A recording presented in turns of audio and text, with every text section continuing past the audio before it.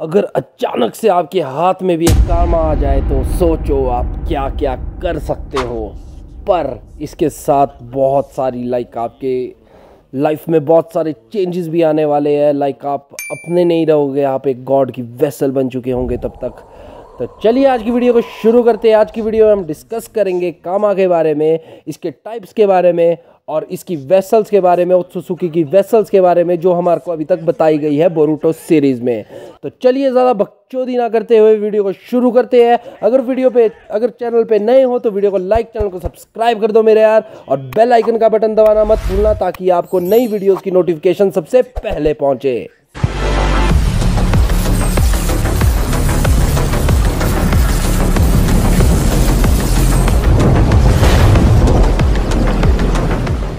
कामा के बारे में जानने से पहले इसके ओरिजिन के बारे में जान लेते हैं कि ये आता कहाँ से है भाई।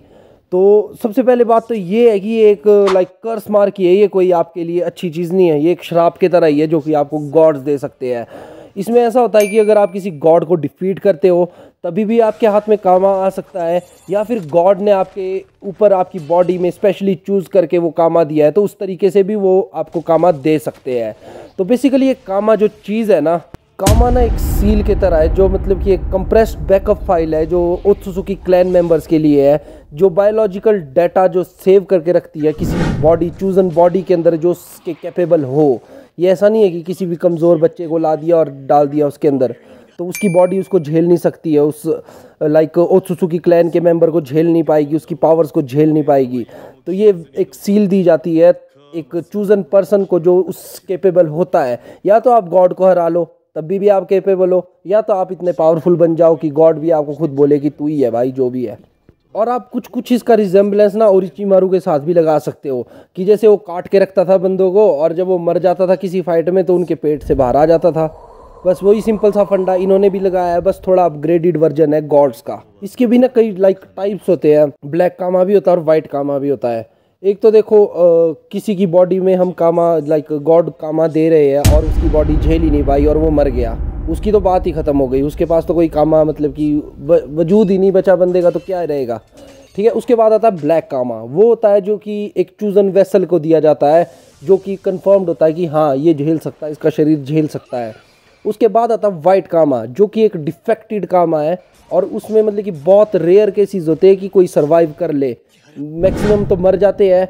अगर जो जिंदा बच भी गया फेलियर के बाद तो उसको वाइट कामा आ जाता है। जैसे कि हमारे पास कोड है, कोड के हाथ में है वाइट कामा, जो हमारा कावाकी हो गया, बोरुटो गया, इनके हाथ में है ब्लैक कामा, और जो बाकी मर गए वो मर गए, उनका क्या है। तो जब ब्लैक कामा आपके हाथ में आ जाता है ना तो उससे आपके पास स्पेस टाइम निंजुत्सु और power chakra absorption, ninjutsu absorption की पावर आ जाती है। बहुत खतरनाक चीज़ है। और जो वाइट कामा है वो इस चीज़ के कैपेबल नहीं होता, स्पेस टाइम और पावर एब्जॉर्व करने के कैपेबल तो नहीं होता है। पर वाइट कामा के साथ ना इससे भी खतरनाक चीज़ भी हो सकती है भाई। वाइट कामा अगर आपके हाथ में आ गया ना तो शायद आप खुद ही एक नए ओत्सुसुकी भी बन सकते हो।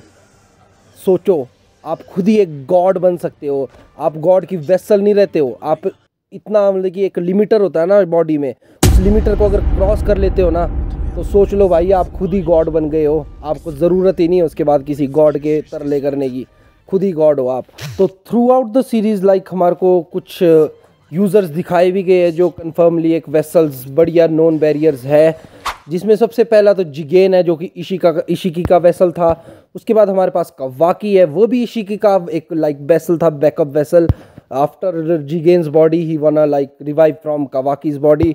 और उसके बाद हमारे पास आता है कोड, वो एक वाइट कामा वाला फेलियर था जो कि अभी भी जिंदा है।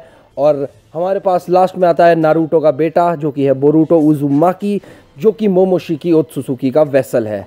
जिगेन को तो ना नारुतो बेरियन मोड में पूरे तरीके से फाड़ ही देता है ना, उसकी तो बात ही मत करो, क्या फाइट लड़ता है नारुतो उसमें। और उसके बाद नारुतो को एक बहुत बड़ा सेक्रीफाइस भी देना पड़ता है कुरामा का। और जो कावाकी है उसकी बॉडी से कारमा तो अपने आप से गुम हो जाता है। उसके बाद फिर जो हमारे पास कोड है उसके पास जो फेलियर कामा होता है ना उससे भी मतलब कि उसकी एक जो इशिकी होता है ना उसकी एक हल्की सी विल आ जाती है। मतलब वीडियो के कंक्लूजन में ना सिर्फ एक ही बात पता चलती है हमारे को कि जो कामा है ना वो एक डिज़ायर है, एक विश है, एक विल है गॉड की।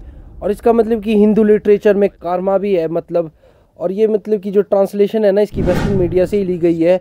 और ये एक डिज़ायर है, एक गॉड की डिज़ायर जो मतलब कि उनको ज़िंदा रखने में मदद करती है। और अगर आप मेरा चैनल सब्सक्राइब करते हो तो वो मुझे ज़िंदा रखने में मदद करता है। तो वीडियो को लाइक, चैनल को सब्सक्राइब कर दो मेरे यार। मिलते हैं अगली वीडियो में। ज़्यादा बकचोदी ना करते हुए वीडियो को ख़त्म करते हैं। तब तक के लिए बम शंकर महादेव। अपना ध्यान रखना भाई लोगों। Good bye.